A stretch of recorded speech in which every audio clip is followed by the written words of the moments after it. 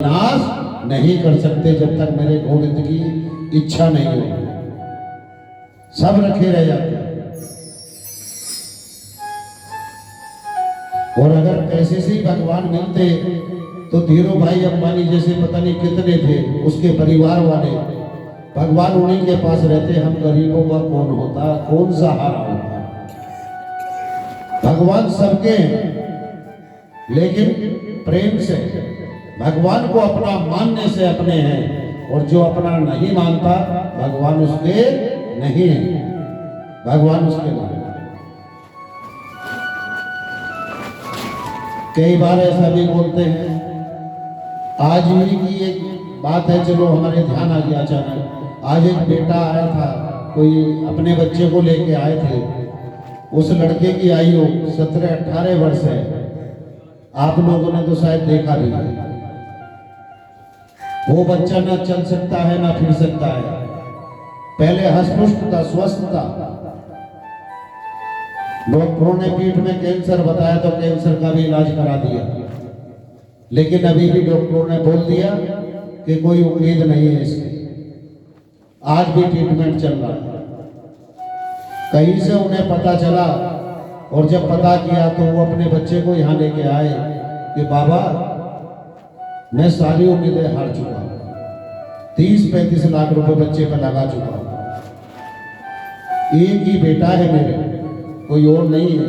एक बेटी है और एक बेटा है। तो हम कभी ये नहीं सोचते कि हम इसे ठीक कर सकते हैं, हम ये कर सकते हैं, हम वो कर देंगे, हम ये कर देंगे। हमने कहा देख सुन बेटा, तो आया है ना, तो भगवान की इच्छा है इसलिए उन्होंने तुम्हें बुलाया है। और अगर उन्होंने बुलाया है, तुम यहाँ तक चल के आए हो, तो एक बात तो पक्की है कि यमराज को तेरे बेटे के पास नहीं आने देंगे। यमराज को नहीं आने देंगे। कुछ नहीं बिगड़ेगा, ठीक हो जाएगा।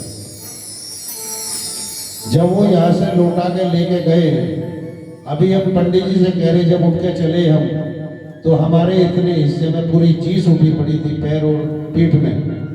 हमने कहा पंडित जी हमारे बस की शायद आज ऐसा लग रहा है कि दर्द के कारण बैठ नहीं पाऊंगे, इसलिए हम भागवत जी में किसी को नहीं देखते, क्योंकि उसका दुख हमें लेके ही काटना पड़ता है। कोई साधु अगर ये कहता हो कि किसी का दुख तुम दूर से काट दोगे या हम काट देंगे, रोक सकता है, काट नहीं सकता दूर से। काटने के लिए तो स्वयं पे लेना पड़ेगा और तब उसे काटना पड़ेगा। भगवान उसकी सुनते हैं क्योंकि भगवान से वो प्रेम करता है। तो आज भागवत जी में बोल रहे हैं, जब दोबारा कभी यहाँ भागवत पोथी बैठेगी, उस बच्चे को बुलाएंगे अवश्य, और तुम्हें चलता और फिरता मुस्कुराता भी दिखाएंगे। ये कृपा मेरे नारायण की है। आएगा वो लौट के दोबारा आएगा।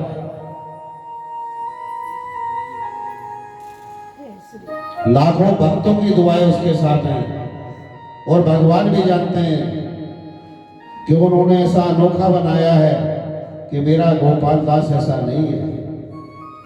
वो सुनते हैं। अगर हम भी चाहते तो उस बच्चे के माता पिता से कह सकते थे कि तुमने 30-35 लाख रुपए खर्च कर दिए हैं, अब महाराज को 10 से 15 लाख रुपए चाहिए। अरे वो मुसीबत में है, वो सब कुछ बेच के भी हमें दे देगा, सब कुछ दे देगा, लेकिन उसका धन भगवान उसी के पास रखना। बस एक विनती है कि उसके बच्चे को सुरक्षित अवश्य रखेगा, उसके बच्चे को सुरक्षित अवश्य रखेगा। क्योंकि किसी का बच्चा भी किसी के सामने से जाता हम नहीं देख पाते,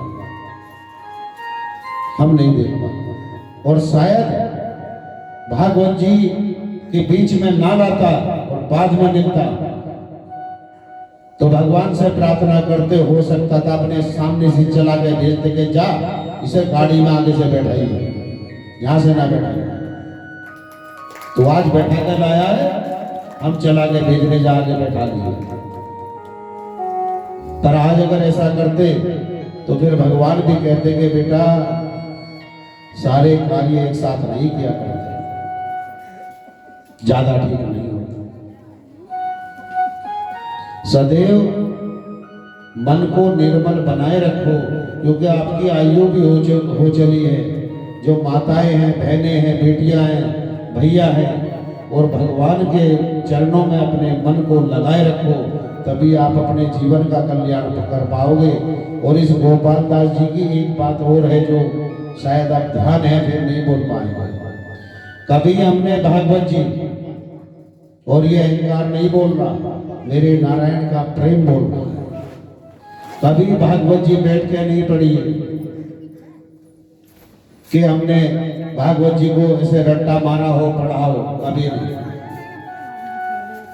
रामचरितमानस को कभी हमने पढ़ा नहीं है, पर एक कार्य सदैव करते हैं कि भागवत पोथी ली, प्रतिदिन मस्तक लगाया और अपने आप को वहीं अर्पण कर दिया और बोल दिया, नारायण आपको अच्छे लगे चाहे जैसे लगे, अब जो भी बोलना आप बोलना, हमें नहीं पता है कहाँ क्या लिखा, हम नहीं जानते, हम नहीं जानते। वो स्वयं कृपा करते हैं। हमने क्या है, ये ध्यान आया लिख लिया, ये रिपोर्ट ध्यान आया लिख लिया। भागवत जी हमारे सामने है और पर्चे कहो तो फेंक देंगे। अगर एक चीज भी भागवत जी के अंदर दिखा दो हमें कि ये श्लोक ऐसे ही लिखा है, महाराज जी ने रट्टा मार रखा है, कुछ नहीं। जब भजन किया, ध्यान में बैठे और भगवान की कृपा हुई, कुछ ध्यान रहा थोड़ी देर तक तो लिख दिया।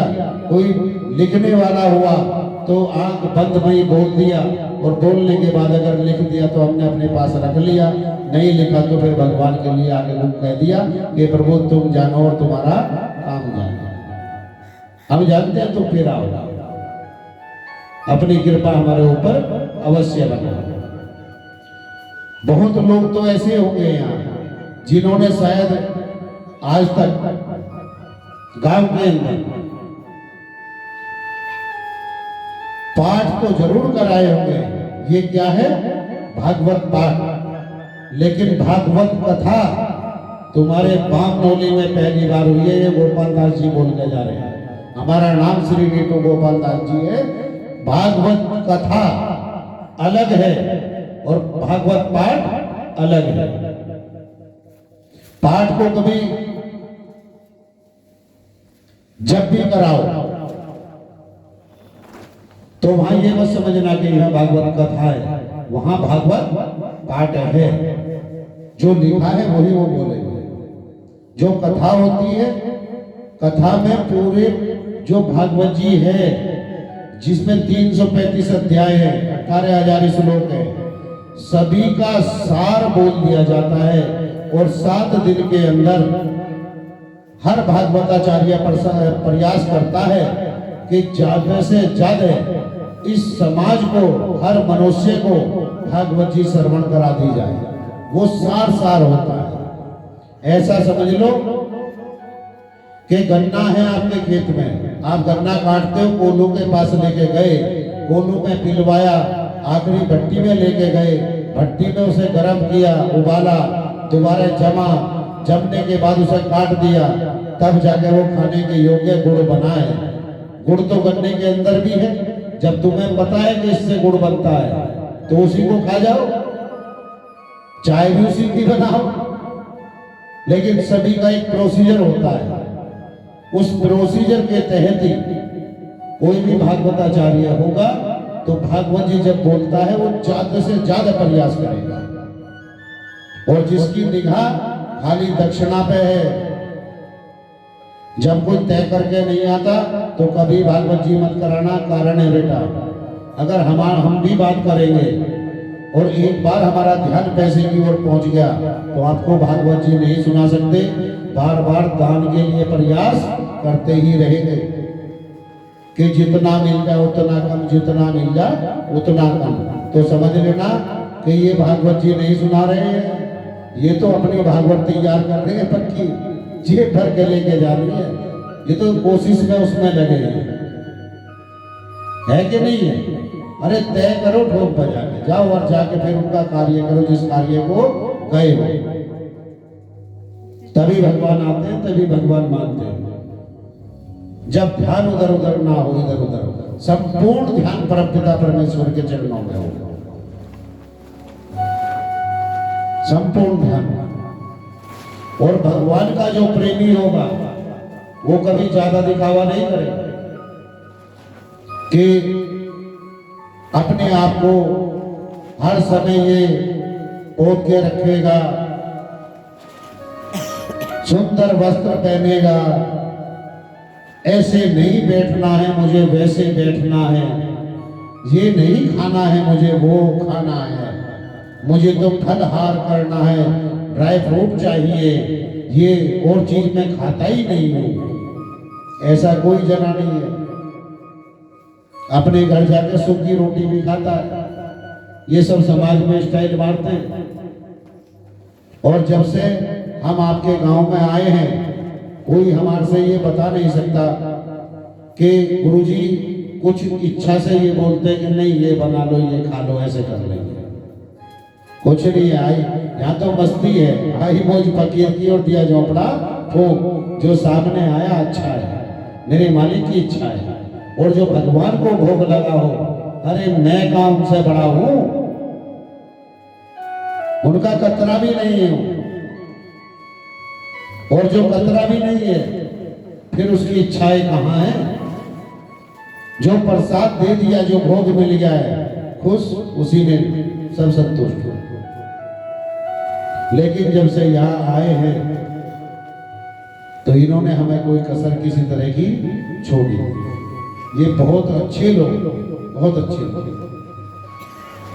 और जिस गांव में ऐसे व्यक्ति रहते हो, एक बात तो है कि उन जो और दूसरे परिवार हैं, अच्छे व्यक्तियों से प्रेरणा अवश्य लेनी चाहिए और अपने घर में उनके बच्चों का भी जिक्र अवश्य करना चाहिए कि देख फला के बच्चे हैं, वो ऐसे हो गए हैं, वो वैसे हो गए हैं, और अगर वे ऐसे हुए हैं तो उनके पीछे उन्होंने क्या क्या किया है वो देख, वो कैसे रहे हैं, तभी आज वहां पहुंचे। आपके बच्चे भी अच्छे होंगे, लेकिन हम करते हैं ईर्षा। होंगे वे जैसे होंगे, ठीक है, मेरा जैसा है तो तेरा जैसा है, फिर आगे चल के वैसा ही बनेगा जैसे भाव है। भाव के अंदर ही भगवान है, और भगवान हम सबके अंदर विराजमान है, सभी के अंदर है। कई बार जब आप विचार करते हो तो समझो कि भगवान तुम्हारे अंतःकरण में है, वो तुरंत हिसाब लिख रहे हैं और वही हिसाब हमें लौटा के देंगे। और जब देंगे तो इसका परिणाम बड़ा भयानक होगा। तब रोने से अलग कोई दूसरा मार्ग नहीं बचता। फिर व्यक्ति तड़पता है और रोता है कि आज मेरे बच्चे ऐसे। अच्छाई की सदा जय जयकार करनी चाहिए और बुराई को सदैव दफन कर देना चाहिए। पर आजकल क्या है, माताएं घर में बैठती हैं, ये तुम्हारी बता रहे हैं, और होता है ऐसा। हमें आप ये मत समझना कि महाराज जी पुरुष हैं, हम स्त्री भी हैं, पुरुष भी हैं, हम बुजुर्ग भी हैं और बच्चे भी हैं, सब कुछ है। क्योंकि भगवान सबके अंतःकरण में है, बच्चों के भी, बुजुर्ग के भी, महिला के भी, पुरुष के भी। तो साधु तो सभी होता है। हम आज घर में चर्चा क्या करते हैं अपने बच्चों के सामने, दूसरों की गलत बात, वो कैसे करते हैं। एक पड़ोसन आई, ये क्या कर रही है तू, मैं झाड़ू लगा, एक बैठ थोड़ी देर झाड़ू बाद में लगाई है। तुझे आज एक बात बताऊं, तुझे पता नहीं होगा कि हाँ बता, फलाने की जो लड़की है ना, वो उसे जानती, फला नाम होगा, देख वो चली गई, मजा आ गया, माँ का बाप का दिमाग ठंडा हो गया होगा, अब अकड़ सारी निकल देगी। होती है ऐसी बात। आप ये भूल जाते हो कि तुम्हारे बच्चे भी वही तुम्हारी बात सुन रहे हैं, वे बच्चे भी सुन रहे हैं कि उस लड़की की गलती थी, उस लड़के की गलती थी, और वो दोनों घर छोड़ के चले गए हैं। लेकिन ना लड़की को किसी ने कुछ कहा, ना लड़के को किसी ने कुछ कहा। अगर मेरी माँ ने भी कहा, मेरी चाची ने भी कहा, तो पता क्या कहा कि उसके माँ बाप का दिमाग ठंडा हो जाएगा, ठीक हो जाएगा। कल अगर मैं गलती कर दूं या मैं गलत कर दूं और घर छोड़ के चली जाऊं या चला जाऊं, मुझे भी कोई कुछ नहीं कहेगा। सब मेरे मार मेरे बाप को कहेंगे कि ये बड़ी मजाक लेते थे दूसरों की। तो यहाँ बच्चे तो सेफ है ना, बच्चों को आपने शिक्षा क्या दी? कुछ भी नहीं, और स्वयं का विनाश कर लिया। और वहीं बैठ के अगर ये बात बोलनी थी तो इस तरह बोलते कि ए बहना एक बात सुन, आज बहुत बुरा हुआ, बहुत गलत हुआ। बोलने का फर्क है, बस ज्यादा कुछ नहीं है कि क्या हुआ, फला की बच्ची थी और फला का बच्चा था, आज वो चले गए और उस लड़की के माता पिता का रो रो के बुरा हाल है। ऐसा लग रहा है कि शायद वो प्राण त्याग गए। अब उसका पिता समाज में नहीं निकल पाएगा, वो रोज तिल तिल करके मरेगा। उसकी माँ किसी से बात नहीं कर पाओगी, रोज तिल तिल करके मरेगी, बहुत बुरा होगा।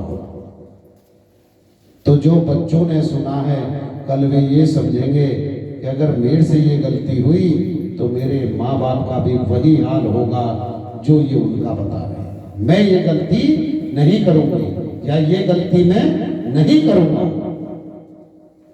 वाक्य तो बोलते हैं लेकिन गलत तरीके से परोसते हैं, अपने आप को भूल जाते हैं कि इसी समाज में हमें भी रहना है, हमें भी रहना है।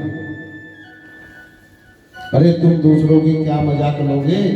जब दूसरों की लोगे तो भगवान तुम्हारे बच्चों के अंदर भी हैं, स्वयं नारायण ही उन्हें प्रेरणा देंगे कि इन्हें आज खून के आंसू उड़ा दे, खून के आंसू उड़ा दे। इन्होंने बहुत मजाक लिया।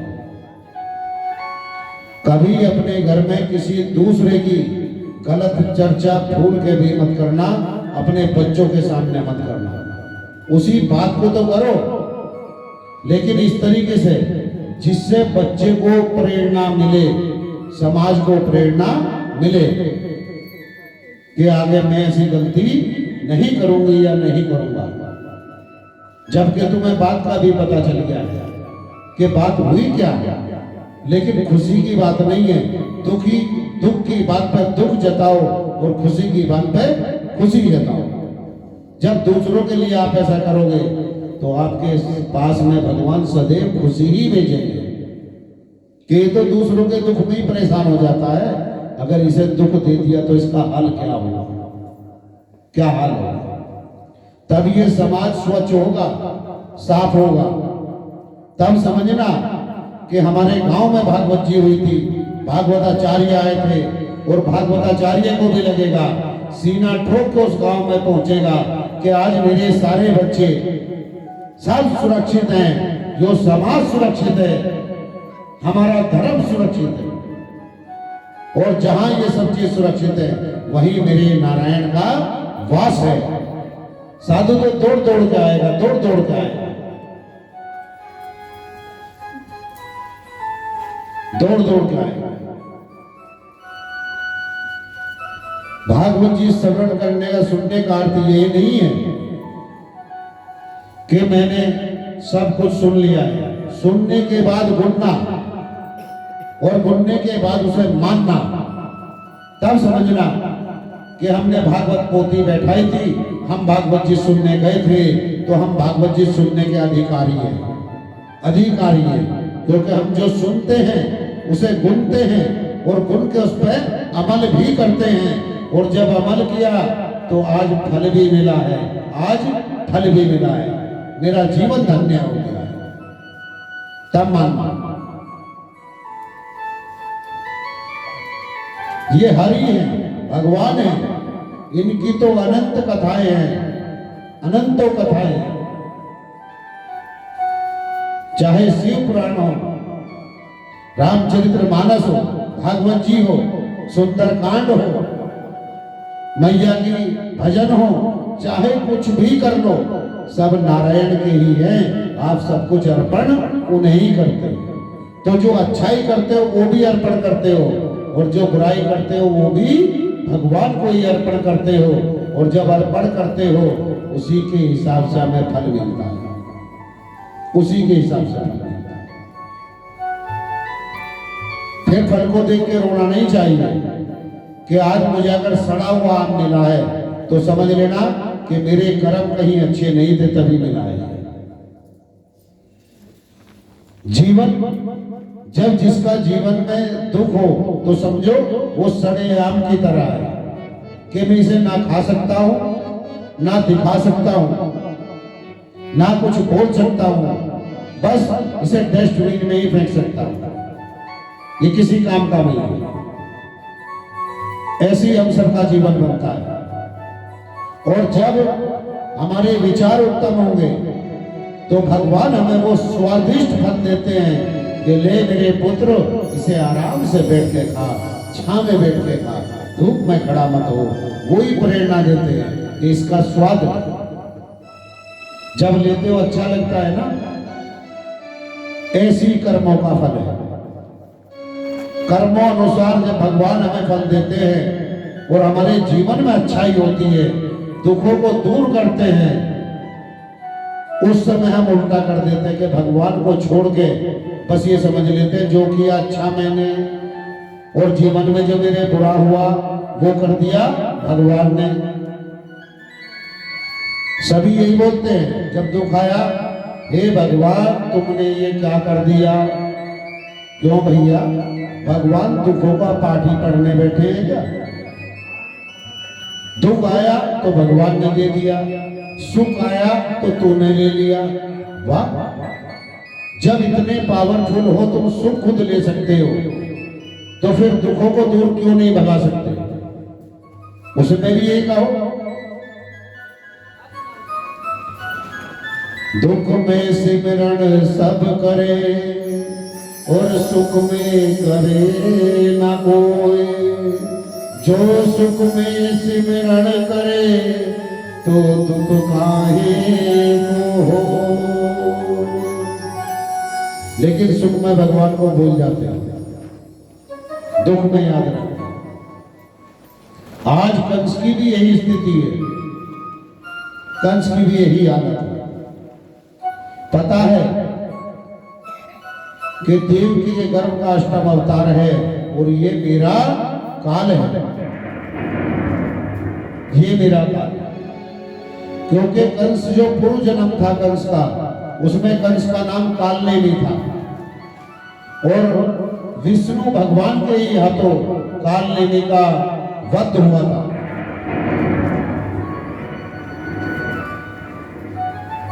आज कंस को पता चल चुका है, नारद जी ने बता दिया है कि ये वही विष्णु का अवतार श्री कृष्ण भगवान है कि कंस तो पूर्व जन्म में कालनेमी नाम का बहुत बड़ा राक्षस था और तेरा वध तब भी विष्णु भगवान ने ही किया था।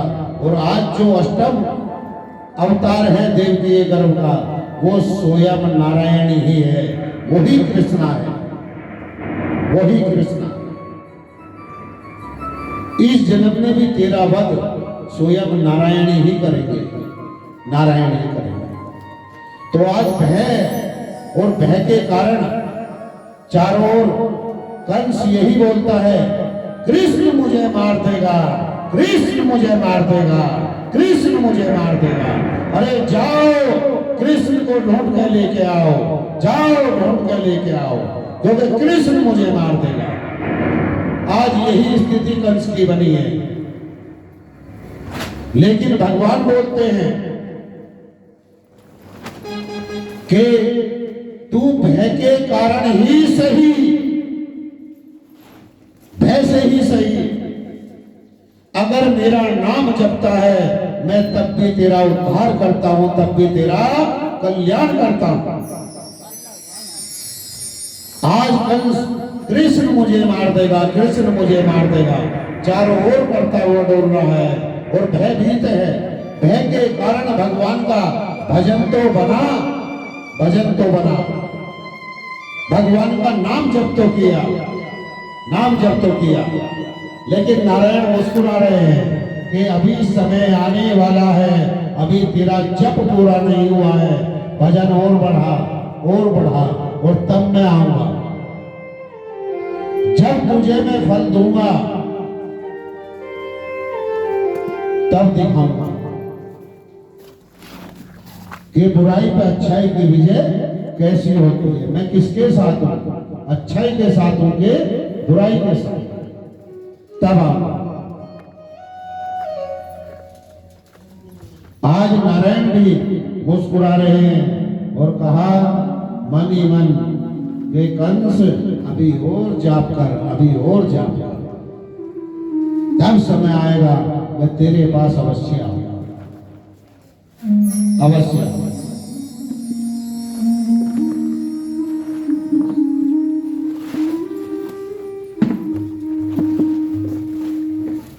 बोलो वृंदावन बिहारी लाल की जय।